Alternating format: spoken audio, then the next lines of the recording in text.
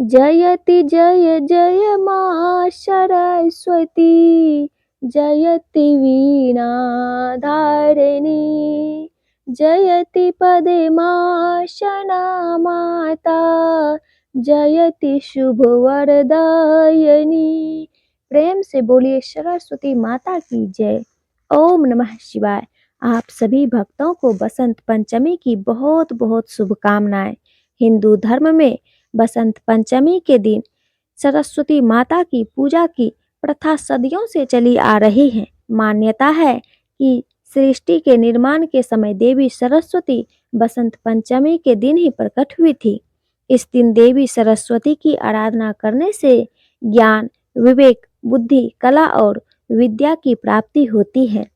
प्रिय भक्तों, आज के दिन मनुष्य को मन, वचन और कर्म से अच्छा सोचना और बोलना चाहिए, क्योंकि इस दिन 24 घंटे में एक बार जिस भी कामना से जो बोला जाए वह सत्य अवश्य होता है। इसलिए दिन में अधिक से अधिक तप, जप और कथा का श्रवण करते रहना चाहिए, जिससे कि जो भी आपकी मनोकामना हो वह पूरी हो जाए।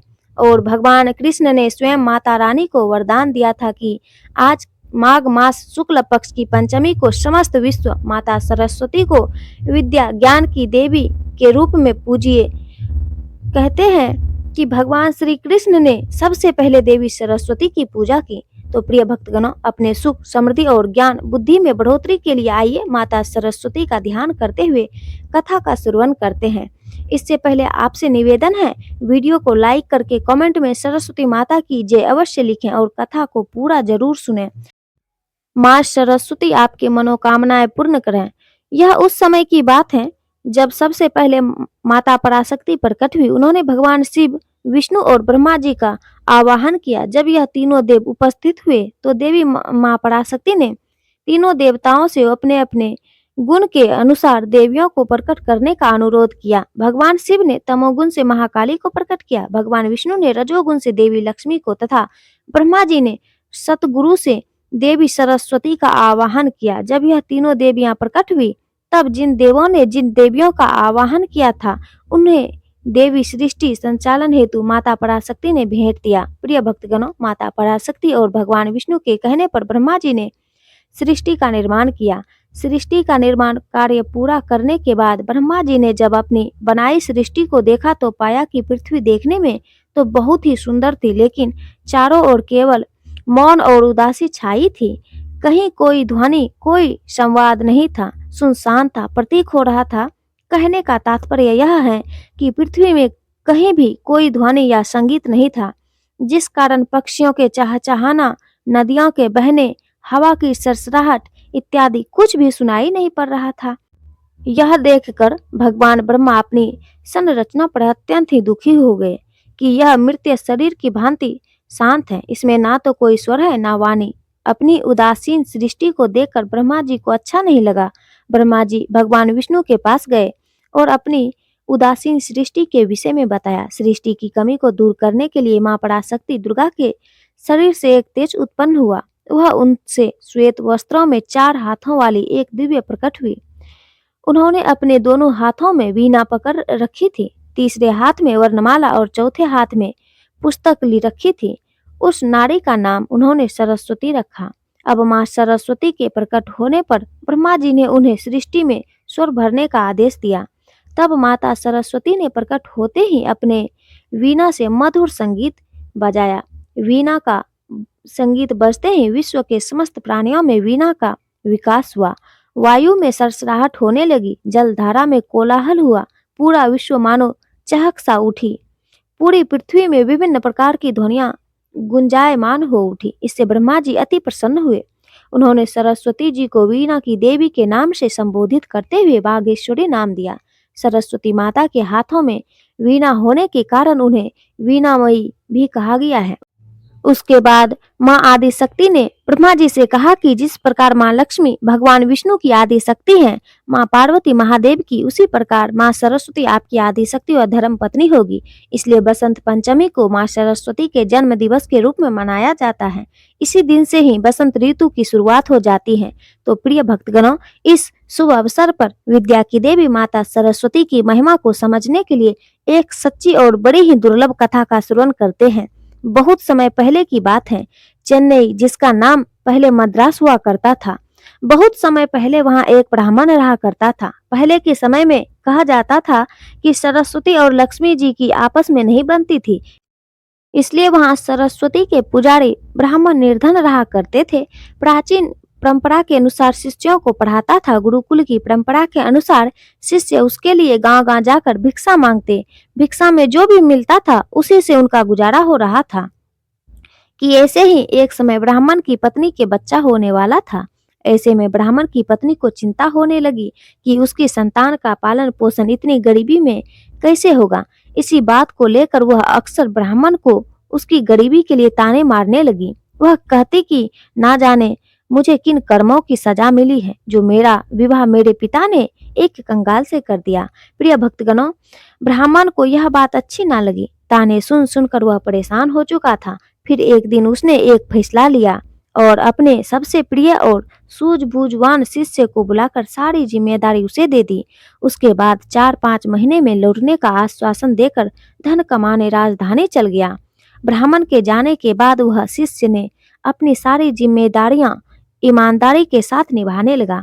आसपास के गांव के लोगों को जब ब्राह्मण के जाने का पता चला तो सब लोगों ने मिलकर ब्राह्मण के यहाँ अनाज और जरूरत का बाकी सामान भिजवा दिया। आश्रम में बाकी शिष्यों को वह शिक्षा देने लगा। इस तरह सब कुछ सही रास्ते पर चलने लगा। एक रात को ब्राह्मणी ने पुत्र को जन्म दिया। दरवाजे के पास खड़े शिष्य को जब पता चला तो उसने सोचा कि आगे क्या करना है। इसके बारे में गांव के बुजुर्गों से सलाह लेनी चाहिए। वह जाने ही वाला था कि इतनी ही देर में वहां एक दुबला पतला ब्राह्मण लाठी के सहारे चलते हुए वहां आया। उसकी वेशभूषा देखकर शिष्य को लगा कि शायद यह कोई भिखारी है। शिष्य बोला, ओ बाबा, कौन हो तुम? आधी रात को यहाँ कैसे आना हुआ? तो उस बाबा ने कहा, देखो, अभी यह मत पूछो कि मैं कौन हूँ, मुझे क्या काम है। देखो, मुझे कुछ काम है, बस तुम मुझे अंदर जाने दे दो। उस दुबले पतले ब्राह्मण ने जवाब दिया। तो उस शिष्य ने कहा, ऐसे कैसे जाने दो? कम से कम अपना परिचय तो बता दीजिए, और भला आप इस स्थिति में एक असहाय स्त्री के पास कैसे जा सकते हैं? प्रिय भक्तों, शिष्य दरवाजे पर रास्ता रोके हुए खड़ा था। ब्राह्मण ने हंसते हुए जवाब दिया, तो सुनो, मैं विधाता हूँ, सबका भाग्य लिखने वाला हूँ। आज यहाँ एक बच्चा पैदा हुआ है तो बस उसी का भाग्य लिखने चला आया। भाग्य लिखने वाले को कौन रोक सकता है भला? इतना कहते हुए ब्राह्मण हंसते हुए शिष्य को हटाकर अंदर चला गया। जब वह बाहर आया तो उस शिष्य ने उत्सुकतावश पूछा, महाराज, मेरे गुरु भाई के भाग्य में आपने क्या लिखा है? तो उस बूढ़े ब्राह्मण ने कहा, आज तक विधाता ने किसी को बताया है क्या कि उन्होंने किसके भाग्य में क्या लिखा है? परंतु शिष्य भी उन्हें ऐसे नहीं जाने देने वाला था। पीछा ना छोड़ते देख ब्राह्मण विवश होकर बोला, यही जानना चाहते हो ना कि क्या लिखा है? उसके भाग्य में तो मैं यह लिखा है कि यह लड़का हमेशा निर्धन ही रहेगा। इसके पास घर में एक गाय और एक बोरा अनाज के अलावा कुछ भी नहीं रहेगा। कितना भी परिश्रम कर ले यह धन नहीं कमा पाएगा। इतना कहते ही वह ब्राह्मण वहां से चला गया। शिष्य को उसके इस व्यवहार पर बड़ा क्रोध आया, परंतु वह ब्राह्मण अब जा चुका था, इसलिए कुछ किया नहीं जा सकता था। कुछ महीना बाद गुरुकुल का ब्राह्मण लौट आया। आकर जब उसने देखा कि सब कुछ व्यवस्थित ढंग से चल रहा है, अपने साथ वह काफी धन कमा कर लाया है, अब उसे किसी बात की कोई चिंता नहीं थी, इसलिए उसका जीवन अब हंसी खुशी गुजरने लगा। किंतु यह खुशी ज्यादा दिन टिक ना सका। सब धन खत्म हो गया और कमाई का कोई साधन ना होने के बाद एक बार फिर गरीबी आ गई। अब ब्राह्मण का परिवार 2 साल पहले वाली हालत में आ गया। इस बार फिर ब्राह्मणी को बच्चा होने वाला था। ऐसे में जब ब्राह्मण ने शिष्य से अपनी स्थिति के बारे में विचार विमर्श किया तो शिष्य ने उसे फिर से राजधानी जाने की सलाह दी। ब्राह्मण पहले की तरह अपनी सारी जिम्मेदारी अपने उसी बुद्धिमान शिष्य के कंधों पर छोड़कर राजधानी चला गया। सब कुछ वैसा ही चलने लगा जैसे पहले चलता था। फिर उस गांव के लोग अनाज व जरूरी सामान दे जाते। समय आने पर ब्राह्मणी की कोख से एक कन्या ने जन्म लिया। जब शिष्य को इस बात की खबर हुई तो वह अपने गुरु बहन को देखने के लिए गया, लेकिन उसके पहुंचने से पहले ही वहां पर वही दुबला पतला ब्राह्मण पहुंच गया था, जो खुद को विधाता बताता था। उसे देखकर शिष्य को बड़ा ही क्रोध आया, परंतु वह कर भी क्या सकता था। जब वह ब्राह्मण भाग्य लिखकर बाहर निकला तो शिष्य ने पूछा, कहो महाराज, अब कौन सा चक्रव्यूह रच आए हो? तो ब्राह्मण ने कहा, अरे भाई, क्यों गुस्सा होते हो? मैं तो यहाँ बस अपना काम करने आया था। सबका अपना अपना काम है, मेरा यह काम है, इसमें मैं क्या कर सकता हूँ? चेहरे पर व्यंग्यात्मक मुस्कान लिए हुए ब्राह्मण ने कहा। तो शिष्य ने कहा, अच्छा महाराज, ठीक है, मगर बताओ तो सही, आखिर मेरी गुरु बहन के भाग्य में क्या लिखा है आपने? तो उस ब्राह्मण ने कहा, सुनो, इस लड़की का विवाह नहीं होगा, हाँ, लेकिन इसे देखने वाले बहुत आएंगे, फिर वह यह सारा जीवन कुमारी ही रहेगी। इतना सुनते ही शिष्य को क्रोध आ गया। उसने गुस्से में उस ब्राह्मण को वहां से जाने के लिए कहा। ब्राह्मण पहले की भांति मुस्कुराता हुआ चला गया, लेकिन उस शिष्य के मन को और शांति दे गया। वह सोच में पड़ गया कि अगर यह सच में विधाता था तो उसके गुरु भाई और बहन का भविष्य क्या होगा, कैसे कटेगा उनका जीवन। खैर, धीरे धीरे समय बीतने लगा। 1 साल, 2 साल, 3 साल करते करते कई साल बीत गए। प्रिय भक्तों, शिष्य का गुरु यानी कि ब्राह्मण वापस नहीं आया। राजधानी से जितने व्यक्ति आते उतनी बातें बताते। कोई कहता कि ब्राह्मण की मृत्यु हो गई है, कोई कहता कि वह अपनी पत्नी से परेशान थे, इसलिए संन्यास लेकर जंगल में चले गए। शिष्य ही ब्राह्मण के घर और गुरुकुल की सारी जिम्मेदारी संभाल रहा था। उसके साथ साथ उसने अपने गुरु भाई, गुरु बहन को भी शिक्षा देकर उन्हें शिक्षित किया। 18 साल बीत चुके थे। ब्राह्मणी का पुत्र 20 वर्ष का हो गया था। शिष्य को लगने लगा कि अब उसका गुरु भाई गुरुकुल की व्यवस्था संभालने लायक हो गया है। इसी विचार से अब शिष्य अपनी सारा जिम्मेदारी उसे देकर वहां से विदा लेना चाहता था। ब्राह्मणी और उसके पुत्र पुत्री ने उस शिष्य को रोकने का बहुत प्रयास किया, मगर सब व्यर्थ था। शिष्य जब जा रहा था तो गुरु भाई उसे छोड़ने कुछ दूर तक उसके साथ गया। तब गुरु भाई आशीर्वाद देकर वापस लौटने को हुआ। तब उस शिष्य ने उससे कहा, देखो भाई, मैं जा रहा हूँ, मगर जो मैं अभी तुम्हें 2 बातें बताऊंगा, उस बात का विशेष ध्यान रखना। पहला, कभी भी अपने घर पर अनाज से भरा हुआ बोरा दूध देने वाली गाय मत रखना। अगर तुमने दोनों रखे तो तुम सारा जीवन निर्धन ही रहोगे। दूसरा, जब भी कोई व्यक्ति तुम्हारी बहन के विवाह के संबंध में बात करने आए तो उसे 100 सोने की मोहरें लेकर आने को कहना, और जब वह 100 मोहरें तुम्हें दे दे तभी अपनी बहन उसे दिखाना। लड़के ने वैसा ही करने का वादा शिष्य से किया और वापस आश्रम में आ गया।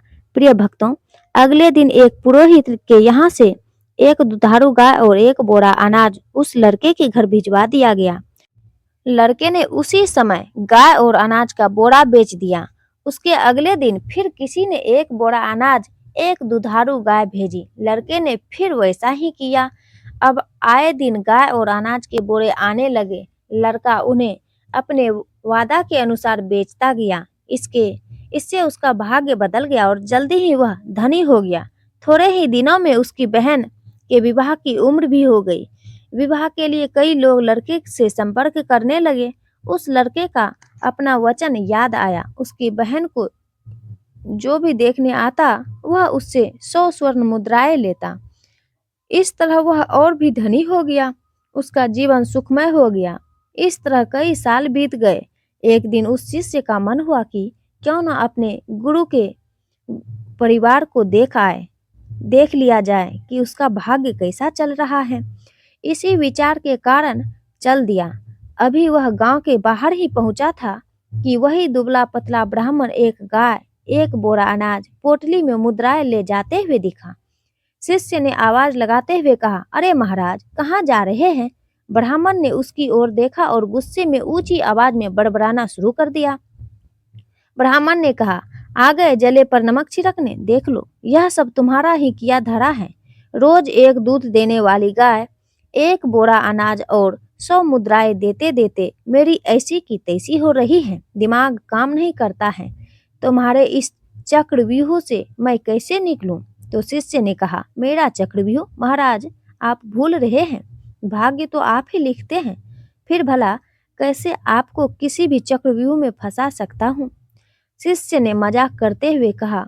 तो उस बूढ़े ब्राह्मण ने कहा, बेटा, मैं तेरी बुद्धि से हार चुका हूँ, मेरी सहायता करो और मुझे इस झंझट से निकालो। प्रिय भक्तगणों, शिष्य ने कहा, महाराज, झंझट से निकलना है तो उन दोनों की भाग्य की रेखाएं मिटा दीजिए। आप तो जानते हैं यह कलयुग है। आज का इंसान स्वयं अपनी बुद्धि से अपना भाग्य बनाता है। उदाहरण आप देख ही रहे हैं। तो उस ब्राह्मण ने कहा, ऐसे कैसे मिटा दूं भाग्य की रेखाएं? शिष्य ने कहा, तो फिर उठाइए झंझट, मैं कुछ नहीं कर सकता। तो ब्राह्मण ने कहा, अरे नहीं बेटा, मेरा कुछ ख्याल तो करो, इसी काम में फंसा रहूंगा। तो शिष्य ने कहा, मैं भी मजबूर हूँ महाराज, अपने गुरु को वचन दिया है कि उनके परिवार का ख्याल रखूंगा। अब ऐसे में उनका साथ कैसे छोड़ दूं? वैसे भी इस संसार में कुछ पाने के लिए कुछ खोना ही पड़ता है, और फिर मुझे तो अपनी बहन का विवाह भी करना है। अगर आप मेरी बात मान ले तो आपको अपनी समस्या का हल मिल जाएगा। कुछ देर के बाद सोच विचार करके उस ब्राह्मण ने गया अनाज का बोरा और मुद्राओं की पोटली उस शिष्य को दे दिया। बोले, जाओ मिटा दो उसकी भाग्य की रेखाएं, तुम्हें उनका जैसा भी बना भविष्य बनाना है बना लो, मैं कोई रुकावट नहीं डालूंगा। लेकिन हाँ, मेरी एक विनती है कि इस बारे में तुम किसी को नहीं बताना, नहीं तो कोई भी मेरा आदर नहीं करेगा, किसी को भी मेरा भय नहीं रहेगा, जिसके कारण कोई मुझे याद नहीं करेगा। खुद को विधाता बताने वाला वह ब्राह्मण वहां से चला गया। तो प्रिय भक्तगणों, इस प्रकार से यह सिद्ध हुआ कि जिस पर देवी सरस्वती की कृपा होती है, जिसके अंदर ज्ञान, बुद्धि, विवेक होता है, वह बड़े से बड़े कठिनाइयों को चुनौती देकर उससे बाहर निकल सकता है। वह धनी, सुखी, संपन्न एवं खुशहाल जीवन बिता सकता है।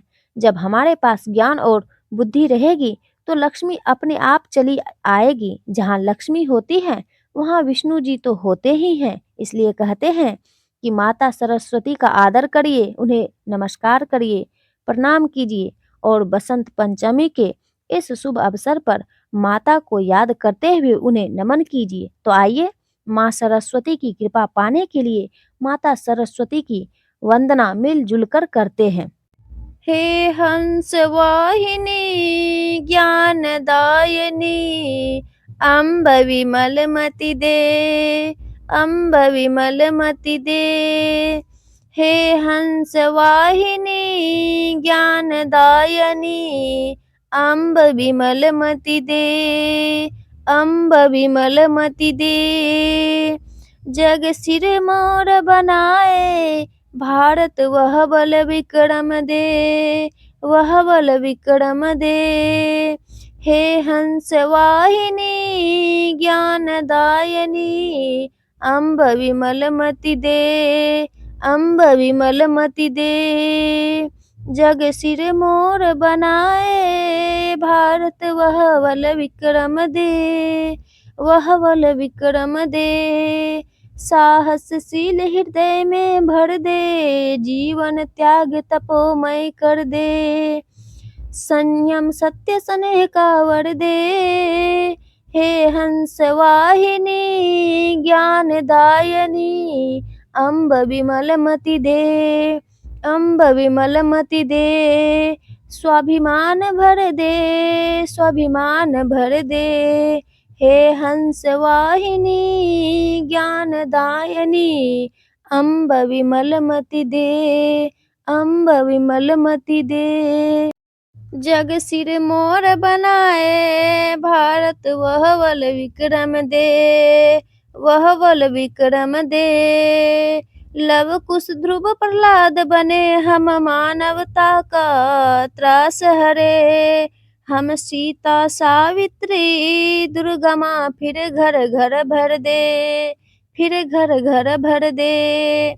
हे हंस वाहिनी ज्ञानदायिनी, अम्ब विमलमति दे, अम्ब विमलमति दे, अम्ब विमलमति दे। प्रेम से बोलिए सरस्वती माता की जय हो। प्रिय भक्तगणों, माँ आदि पराशक्ति इस जगत का निर्माण हुआ तो आइए अब माता रानी की बड़ी ही सुंदर कथा श्रवण करते हैं।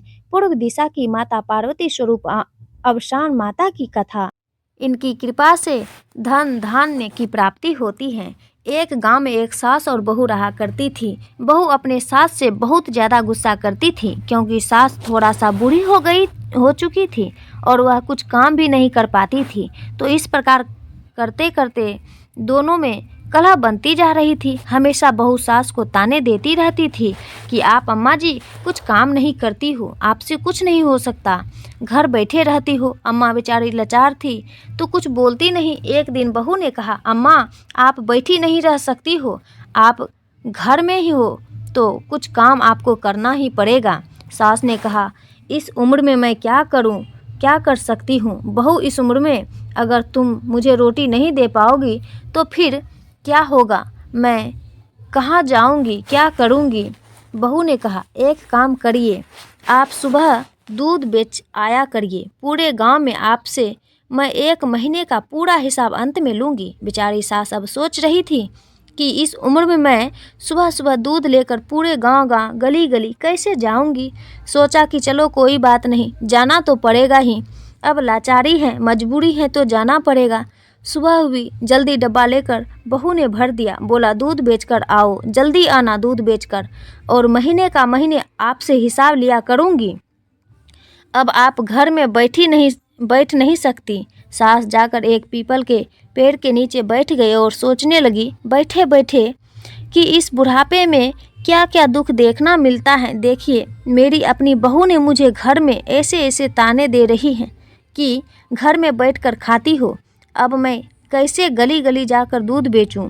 इतना सोचते सोचते उसको 2 घंटे बीत गए। वह मन में सोचने लगी कि एक काम करती हूँ कि दूध को यहीं गिरा कर चली जाती हूँ, और अब दूध को उसी पीपल के पेड़ के नीचे डाल दिया और घर आ गई। बहू ने फिर कुछ नहीं बोला। उसने सोचा, चलो पैसे ली होगी, महीने के अंत में मांग लूँगी। ऐसे करते करते सास को 1 महीना पूरा हो गया। अब वह दिन आ गया जब उसको हिसाब देना था। अब वह फिर से दूध लेकर चली गई और पीपल के पेड़ के नीचे बैठ गई और रोने लगी, बहुत ज़्यादा रोने लगी और बोलने लगी, अब मैं क्या करूं, कैसे घर जाऊं, बहू को हिसाब क्या दूंगी, जब मैंने कभी दूध बेचा ही नहीं तो मैं हिसाब कहाँ से दूंगी। पूरा दूध तो इस पीपल के पेड़ के नीचे डाल देती थी। अब उसके रोने की आवाज़ सुनकर वहाँ से अवसान मैया गुजर रही थी। उन्होंने देखा कि एक बुढ़िया रो रही है। वह आकर पूछने लगी, आप क्यों रो रही हो। तो बुढ़िया माई ने कहा कि मैं आपको क्या बताऊं, क्या आप मेरे दुख को दूर कर दोगी। बहुत कहने पर सास ने बताया कि मेरी बहू मुझे बहुत ज़्यादा कष्ट देती हैं। तो अवसान माता ने कहा, हे बूढ़ी अम्मा, आप मुझे अपनी पूरी बात बताइए कि क्या हुआ है। तो उसने बताया कि बहू मेरे साथ बहुत ज़्यादा गलत व्यवहार करती हैं। घर पर बोलती हैं कि तुम बैठे बैठे क्या करोगी, कुछ काम वाम किया करो। तो मुझे सुबह सुबह दूध बेचने भेज देती हैं और कहती हैं कि महीने होने पर तुमसे हिसाब करूंगी। अब मुझे हिसाब देने का समय आ गया है। रोज़ तो दूध बेच नहीं पाती थी, मेरे घुटने में इतना दर्द होता है, कमर में दर्द होता है, तो मैं आती थी इस पीपल के पेड़ के नीचे बैठ जाती थी और सारा दूध इस पीपल के पेड़ में चढ़ा जाया करती थी। वह दिन आ गया जब मुझे अपनी बहू को हिसाब देना पड़ता है। यह कहते हुए बूढ़ी अम्मा जोर जोर से रोने लगी और बोलने लगी, आज मैं हिसाब कैसे दूंगी, आज तो बहू पता नहीं क्या करेगी मेरे साथ। इतना सुनते ही अवसान माता थोड़ा सा दुखी हुई और बोली, बहू अपनी सास के साथ ऐसा कैसे कर सकती है। अवसान माता ने कहा, एक काम करो, आप जितनी भी पीपल के पत्ते हैं सूखे गिरे हुए हैं, आप लेकर अपनी आंचल में भर लो और अपनी बहू के आंचल में डाल देना। तो उस बुढ़िया माई ने कहा, अरे इस तरह करने से क्या मेरा दुख दूर हो जाएगा। तो माता ने कहा, हाँ ज़रूर हो जाएगा, और अगर तुम्हारा दुख दूर हो जाएगा तो तू अवसान माता की पूजा करना मत भूलना। तो बूढ़ी माता ने कहा, ठीक है, मैं देखती हूँ। और उसने अपने आंचल में पूरे पत्ते समेट लिए, अपने घर चली गई। और जाते ही जैसे ही पहुँचती है, बहू ने पूछा, बूढ़ी अम्मा आंचल में बहुत सारा कुछ लेकर आई हैं। तो बहू ने बोला, क्या बात है, अभी हिसाब देने आ गई क्या। तो अम्मा ने कहा कि हाँ ऐसा ही समझ लो बेटा, हिसाब ही तो है। वह बहुत ही खुश हुई। बहू बोली, अरे वाह, इतना सारा पैसा कहाँ से लाई? सास ने कहा, एक काम करो बहू, अपना आंचल फैलाओ और मैं अपने आंचल में से डाल देती हूँ। तो बहू खुशी के मारे अपना आंचल फैला देती है। बहू को उसमें खूब सारे धन दौलत, पैसा रुपया, जेवर सब कुछ दिखाई देता है। तो वह बहुत ज़्यादा खुश हुई। 1 महीने की दूध में इतना सारा रुपया कहाँ से आपने कैसे किया? बूढ़ी माँ भी बहुत चकित रह गई कि मैंने तो पीपल के पत्ते डाले थे। बूढ़ी माँ मन ही मन सोचने लगी कि लगता है अवसान माता ने दिया है। अब बहू माँ से पूछने लगी कि माता, इतने सारे पैसे कहाँ से आपको मिलते हैं? सास ने बहू की सारी कहानी सुनाई।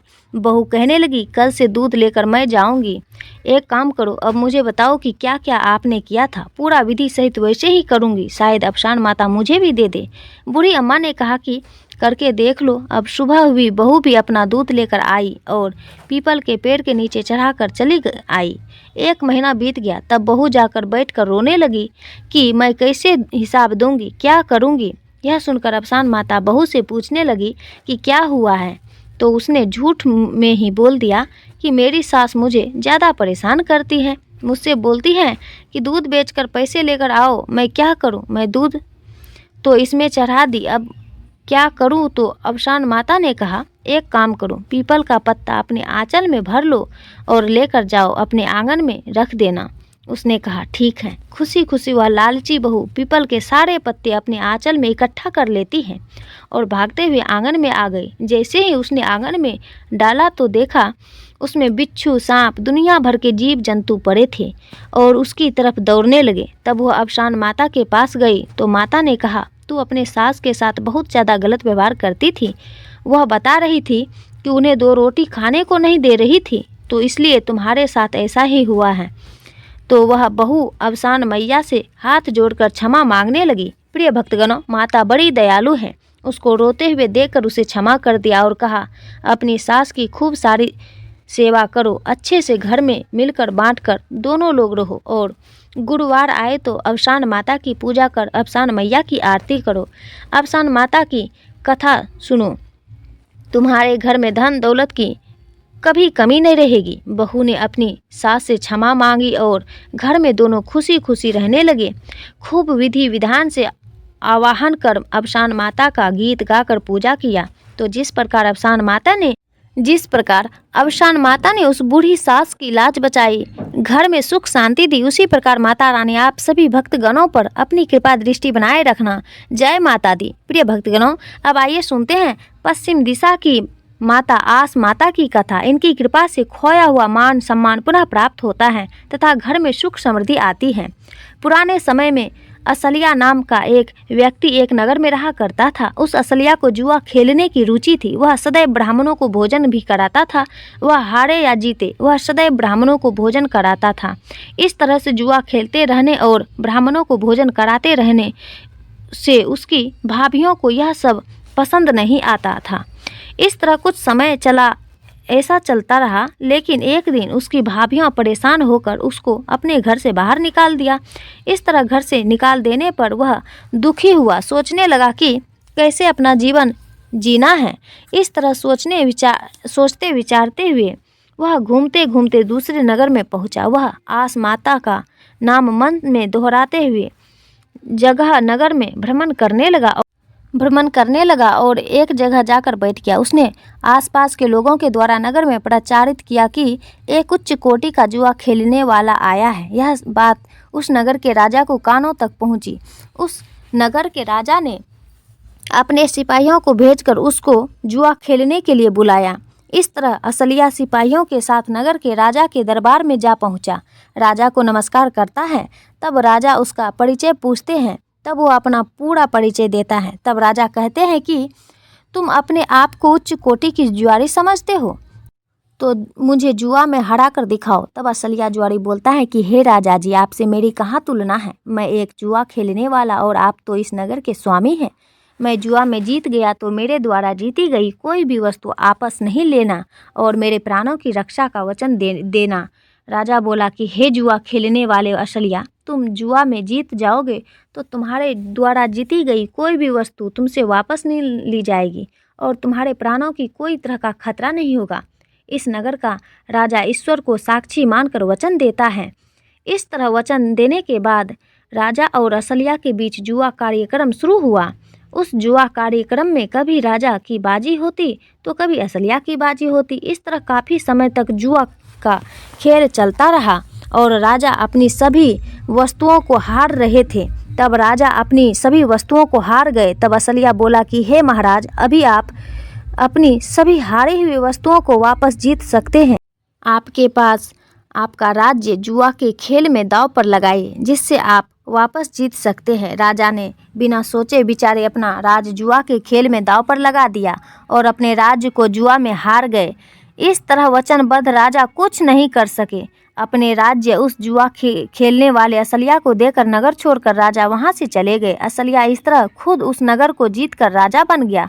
इस तरह असलिया अपने जीते हुए राज्य पर सुख सुविधाओं से जीवन जी रहा था। उधर असलिया के घर में अकाल पड़ने लगा, जिससे उसके भाभी उसके परिवार के लोगों को भोजन की कमी होने लगी। इस तरह उसके परिवार के लोग चिंतित रहने लगे। थोड़े समय बाद असलिया के परिवार के लोगों का अन्न धन समाप्त हो गया।